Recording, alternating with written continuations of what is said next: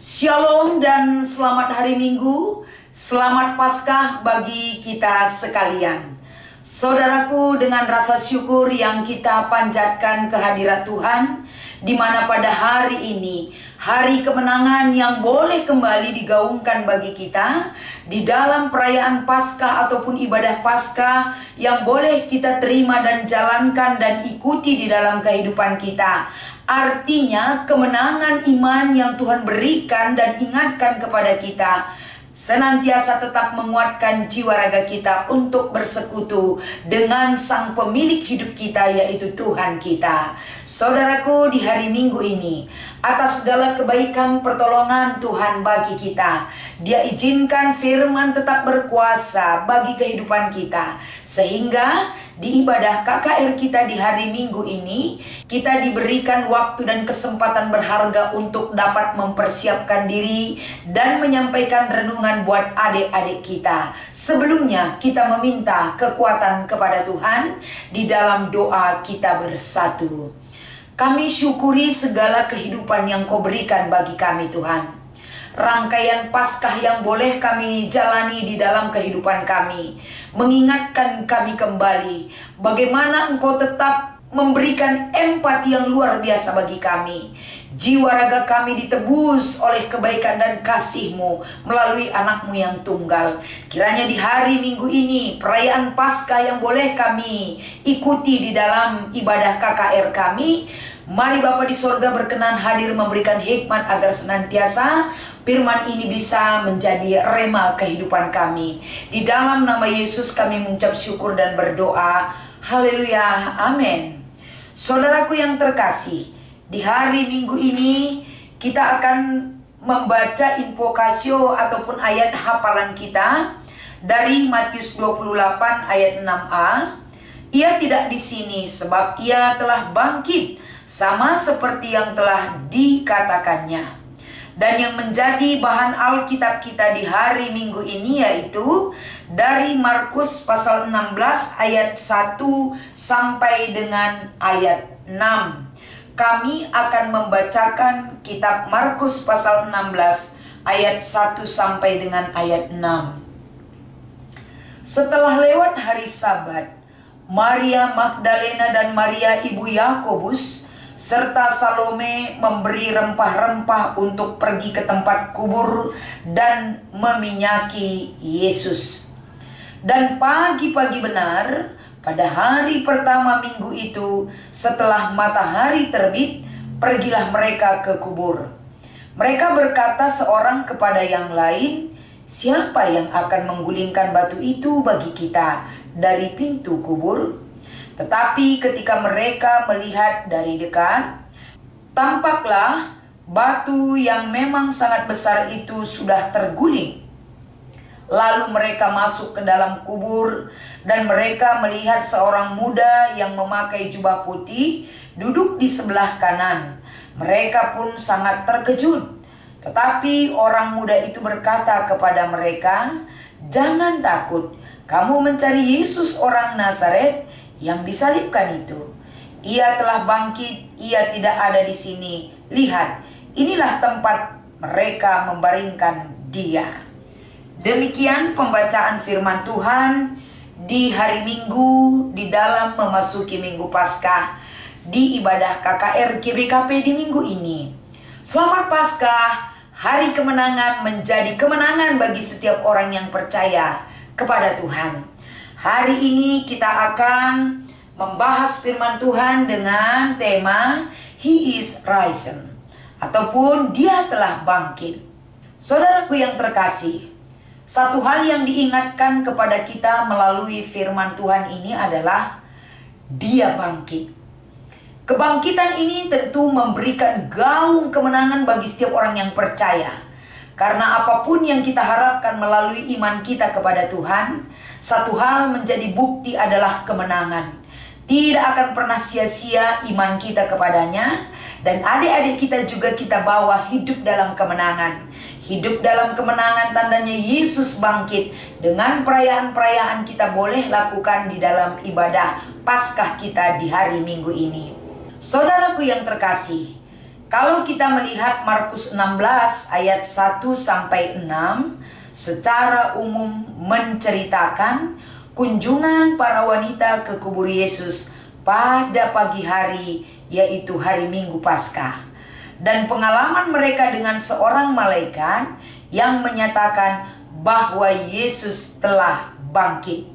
Jadi peristiwa ini menunjukkan kebangkitan Yesus sebagai kebenaran dan revolusioner, bukan sekedar harapan, tapi menjadi bukti kemenangan bagi setiap orang yang percaya. Jadi di dalam memahami firman ini, tentu ada beberapa poin penting yang kita angkatkan dari perikop kita ini. Yang pertama adalah para wanita mengunjungi kubur. Kita boleh berpikir, wanita yang selalu identik dengan makhluk yang lemah, tidak memiliki keberanian, ternyata mereka memiliki keberanian yang luar biasa. Sehingga para wanita itu yang sangat kehilangan atas kematian Yesus, mereka mencari-cari tubuh Yesus yang telah dimandikan dan dibungkus oleh kain. Apakah tujuan para wanita itu mengunjungi kubur Yesus? Salah satunya adalah tujuan yang utama mereka lakukan untuk mempersiapkan jenazahnya dengan membawa rempah-rempah yang wangi, dengan membawa bunga-bunga yang wangi, karena mereka sangat berduka dan kehilangan sekali atas kematian Yesus. Tapi ketika mereka sampai di kubur ataupun tempat di mana Yesus dibaringkan setelah kematiannya di kayu salib, apakah yang mereka alami ketika setibanya di pintu kubur? Yang kedua yang menjadi renungan adalah ada pesan kebangkitan yang mereka terima dari malaikat yang memberitahu kepada para wanita bahwa Yesus tidak ada di dalam kubur. Dan pesan malaikat itu memberikan kesempatan kepada para wanita agar mereka bisa mendengarkan kabar berita ini, dan mereka diberikan tugas untuk mengabarkan berita ini juga kepada para murid. Yang kedua ini kita lihat bagaimana pesan kebangkitan Yesus bagi orang yang sudah menerima pesan itu tidak boleh berhenti di hati mereka ataupun dalam pemahaman mereka. Tapi tugas mereka memberitahukan kepada murid-murid Yesus sebagai bukti apa yang dinyatakan Yesus itu adalah benar. Apa yang terjadi di dalam berita yang diterima oleh para wanita? Poin ketiga yang menjadi renungan kita adalah mereka ketakutan karena mereka takut dan tidak percaya bahwa Yesus tidak ada lagi. Kenapa mesti mereka takut dan tidak percaya? Karena mereka tidak mengerti tentang apa yang terjadi. Jadi dari kekuatan dan apa yang mereka miliki, harus mereka terima perintah dan pernyataan para malaikat tentang kabar kebangkitan itu, maka mereka bisa menjadi penyampai berita kepada murid-murid agar pengertian mereka diberikan. Selanjutnya saudaraku, kebangkitan sebagai kebenaran. Kita melihat bahwa kebangkitan Yesus itu adalah satu kebenaran, seperti dalam invokasio ataupun ayat hafalan kita, Matius 28 ayat 6a. Ia tidak di sini sebab ia telah bangkit sama seperti yang telah dikatakannya. Artinya kebangkitan itu sebagai kebenaran seperti yang pernah Yesus sampaikan kepada murid-muridnya, bahwa apa yang dia sampaikan itu bukan hanya kabar yang tidak jelas, tapi kabar kebenaran dengan bukti yang jelas.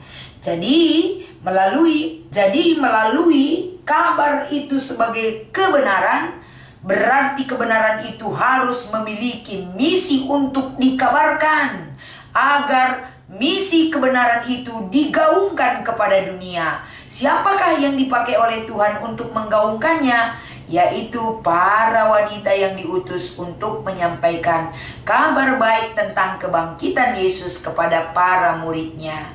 Jadi saudara-saudara yang terkasih di dalam kasih Kristus yang menyertai kita, untuk menjadi orang yang berani memberi diri, berani menyampaikan kebenaran sama seperti para wanita yang datang ke makam Yesus.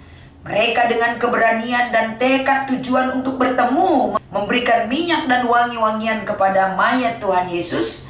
Tapi ketika keinginan mereka melakukan satu hal yang mereka tunjukkan sebagai itikat baik mereka, ternyata disempurnakan oleh Tuhan melalui pengertian yang jelas, agar mereka mengerti bahwa Yesus tidak ada lagi di dalam kubur, tapi telah bangkit dari antara orang mati pada hari yang ketiga setelah dia meninggalkan dunia ini. Ada kehidupan yang kekal dari kebangkitannya di antara orang mati. Jadi di dalam perayaan Paskah ini, tentu beberapa poin yang bisa kita berikan sebagai penyemangat perenungan kepada adik-adik kita adalah bahwa Yesus telah bangkit seperti kata tema kita.